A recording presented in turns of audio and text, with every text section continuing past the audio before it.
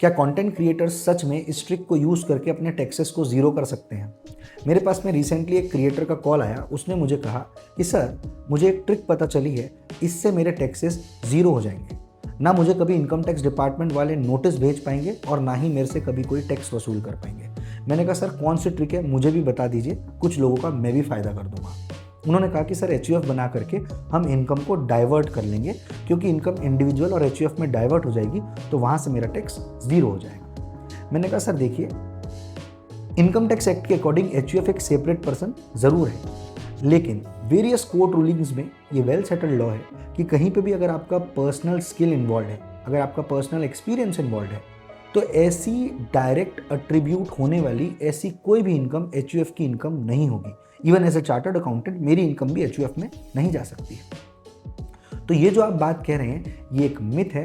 अगर आप ऐसा करेंगे और अगर आपको नोटिस आया तो नोटिस में आपसे टैक्स के साथ साथ 100 से 300% का इंटरेस्ट और पेनल्टी भी वसूल कर लिया जाएगा। सो ऐसी गलती मत करना। लेकिन यहाँ पर पे एक एक्सेप्शन हो सकता है।